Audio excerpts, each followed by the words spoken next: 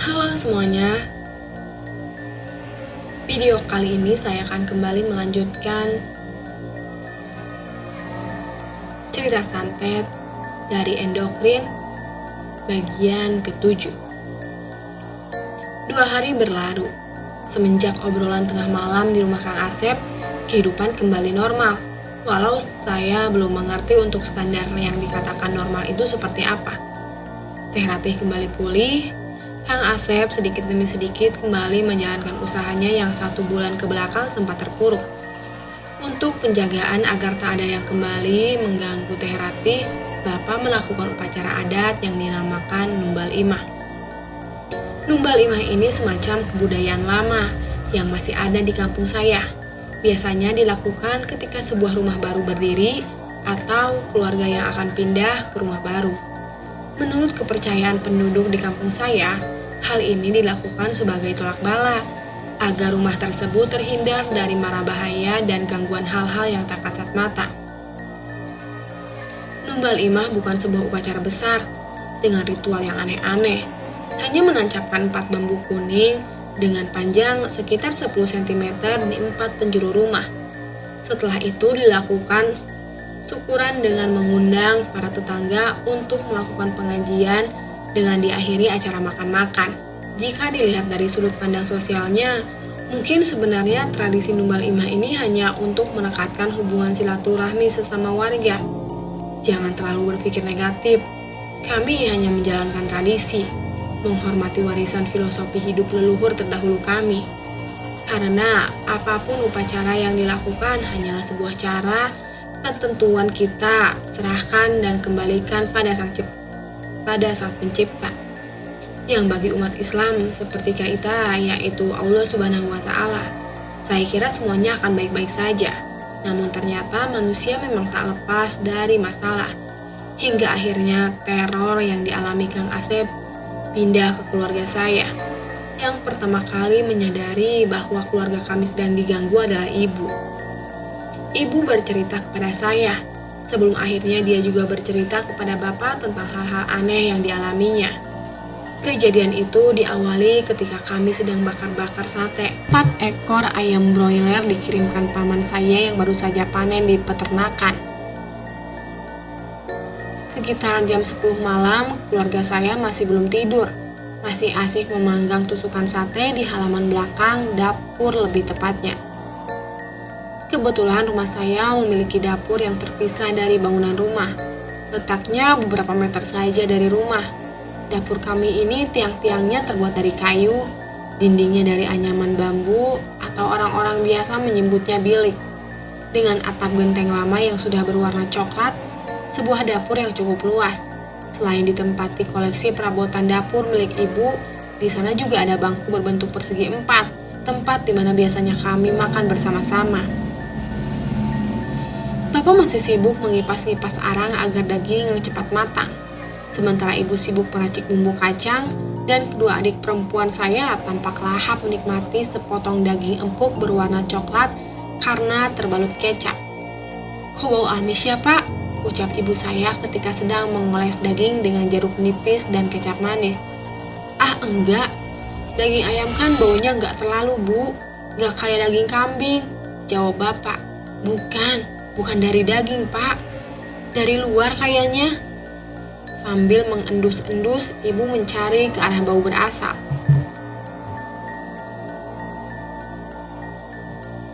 Karena mendengar ucapan ibu, kami semua ikut mengendus. Tapi jujur, kami tak mencium bau apapun. Mungkin karena penasaran, ibu keluar, mencari sumber bau berasal. Saat keluar, ibu melihat sepasang mata hijau, terlihat di bawah pohon rambutan, tampak sedang mengawasi.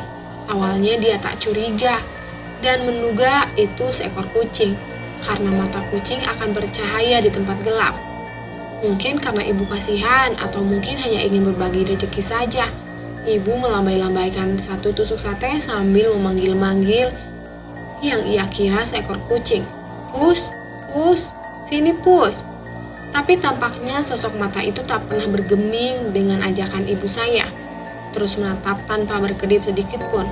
Kesal karena panggilannya tak dihiraukan, Ibu melemparkan satu tusuk sate ke arah sepasang mata tersebut, tapi masih tetap tidak bergerak sedikit pun. Ibu merasa takut sebenarnya, namun dia lebih memilih diam. Kemudian masuk lagi ke dapur melanjutkan aktivitasnya tanpa membicarakannya kepada kami. Kejadian itu berulang ketika ibu bangun jam 4 subuh hendak pergi ke dapur membersihkan sisa acara bakar-bakar semalam. Maklum, di kampung saya biasanya para ibu bangun lebih pagi dibandingkan anak-anak dan suaminya. Tujuannya untuk menyiapkan sarapan dan bekal yang hendak dibawa suaminya pagi-pagi ke ladang. Tahrim belum berkumandang di masjid, tapi ibu sudah terbangun karena sudah terbiasa. Ketika hendak membuka pintu belakang rumah, sekelebat seperti ada orang yang berlari persis di depannya. Ibu saya merasa kaget dan sedikit ketakutan. Melirik ke kiri dan ke kanan untuk memastikan bahwa yang dialaminya barusan bukan delusi atau imajinasi karena belum tersadar dari tidurnya. Namun nihil, tak ada seorang pun yang ibu lihat. Dia mencoba meyakinkan diri bahwa barusan nyata. Bahkan dia bisa merasakan hembusan angin yang barusan lari dan getaran dari tanahnya juga terasa nyata. Ketika berjalan menuju dapur dan hendak membuka pintunya, ibu teringat kembali kejadian tadi malam saat melempar setusuk sate ke arah pohon rambutan. Maka dengan refleks dia kembali mengecek pemandangan pohon rambutan dan apa yang dilihat? Sepasang mata itu masih ada, berwarna hijau tampak bulat dan tak berkedip sedikit pun. Setelah masuk ke dalam dapur, ibu mengambil korek api.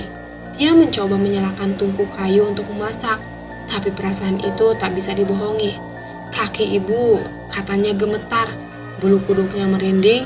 Bayangan sepasang mata hijau itu selalu menempel di kepalanya. Sekedar info, entah benar atau bohong, katanya kalau bulu kuduk kita merinding karena ketakutan, itu karena ada makhluk astral yang sedang berada di dekat kita. Karena dalam tubuh kita mengandung listrik, dan makhluk astral atau makhluk tak kasat mata ini memiliki energi, maka ketika tubuh kita didekati, refleks energi listrik di dalam tubuh ini akan bereaksi. Ibu saya mencoba memberanikan diri dengan tetap beraktivitas dan menghiraukan bayangan-bayangan seram di kepalanya. Namun ketika bau amis itu tercium kembali di hidungnya, ibu menyerah. Dia lari menghiraukan pekerjaannya yang belum selesai. Pagi hari ibu cerita kepada bapak tentang apa yang terjadi semalam dan tadi subuh. Namun ketika dicek di bawah pohon rambutan tak ada apa-apa. Kalau sepasang mata hijau, jangan-jangan yang waktu kita ke kebun teh itu, Pak, kata saya kepada bapak mengingatkan kejadian waktu kita dicegat anjing hitam.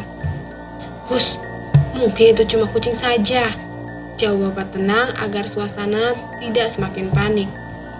Ketika bapak pergi ke sawah, ibu terus bertanya kepada saya tentang apa yang dimaksud kejadian di kebun teh dengan sepasang mata berwarna hijau. Tapi saya mengerti maksud bapak. Jika saya menceritakan peristiwa itu, ibu tak akan berani lagi bangun subuh untuk masak dan bisa kacau balau nantinya. Ibu saya ini orangnya gampang panik. Untuk sekedar menenangkan hati ibu, maka saya memasang lampu di bawah pohon rambutan yang jaraknya beberapa meter dari dapur kami. Lampu bulat berwarna kuning dengan daya 5 watt rasanya cukup untuk mengusir lagi kekhawatiran ibu. Maklum, letak antara rumah kami dengan tetangga sedikit renggang, dipisahkan oleh kebun pisang yang gelap gulita kalau di malam hari. Namun rupanya teror belum berhenti sampai di situ. Menurut ibu, menjelang malam hari ia merasa ingin buang air kecil. Maka ia bergegas pergi meninggalkan tempat tidurnya. Mata masih dalam keadaan sepet. Pikiran ngantuk antara sadar dan tidak sadar ketika ibu berdiri di kamar mandi dan melihat ke arah jendela kaca kecil. Di luar sana ia melihat sosok wanita berdiri persis menatap ke arahnya dengan wajah penuh amarah. Ketika melihat kejadian ibu tersadar seketika. Rasa kantuk telah pergi. Mata bersinar seperti bangun di pagi hari.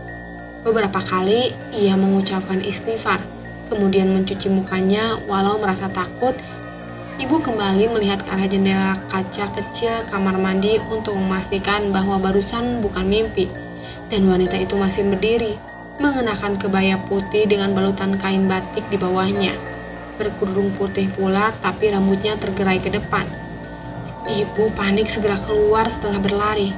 Dia berteriak namun suaranya tidak keluar. Tubuhnya menggigil ketakutan setengah mati. Ibu saya segera menggoyang-goyangkan tubuh bapak saya yang sedang tertidur pula. "Kenapa, Bu?" tanya bapak saya ketika terbangun. Ibu saya tidak berbicara. Wajahnya pucat dengan pipi dibanjiri air mata. Dia hanya menunjuk-nunjuk keluar. Dengan tangan yang bergetar, bapak yang mengira ada maling sontak bangun dan berlari keluar membuka pintu. Namun nihil, tak ada siapapun di luar rumah, sepi dan sunyi. Hanya terdengar suara jangkrik dari kebun pisang sebelah dan semilir angin malam yang membuat tubuh menggigil. "Kenapa, Bu?" "Bu, nyebut. Istighfar, Bu." Bapak mengguncang-guncangkan tubuh ibu karena dia menangis karena ketakutan. Saya duduk di samping ibu mengusap-usap bahunya mencoba menenangkan. Adik perempuan saya yang masih berumur 10 tahun terbangun, kemudian membuatkan ibu teh manis. Malam itu benar-benar menggemparkan. Saya bermaksud untuk mengundang tetangga agar suasana ramai dan ibu bisa sedikit tenang. Tapi bapak melarangnya, mengingat waktu sudah menunjukkan jam 1:30 malam. Ketika keadaan sedikit kondusif dan ibu saya tidak ketakutan lagi, bapak mulai bertanya apa yang dialaminya. "Waktu ke kamar mandi, dari jendela kaca, ibu lihat ada perempuan. Matanya melotot seperti marah sama ibu.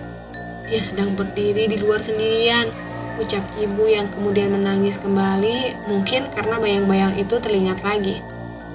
Akhirnya malam itu, ibu dan kedua adik saya tidur di ruang tengah. Sementara saya di kursi sofa, bapak mungkin yang tak bisa tidur, dia pergi keluar. Katanya mau berkeliling rumah untuk mengecek keadaan sekitar. Bapak juga sekalian ingin mencari tahu apa yang sebenarnya terjadi. Tapi ketika saya hendak terlelap tidur, terdengar suara orang sedang berlari. Mungkin itu bapak, getarannya bahkan masih terasa. Saya yang merasa penasaran kemudian membuka gorden kaca untuk mengecek. Dan saya melihat bapak berlari menuju kebun pisang yang gelap gulita. Entah apa yang bapak kejar ke arah sana. Ingin rasanya saya keluar, namun belum sempat saya beranjak dari kursi, tiba-tiba seorang perempuan berdiri di halaman depan menatap ke arah saya.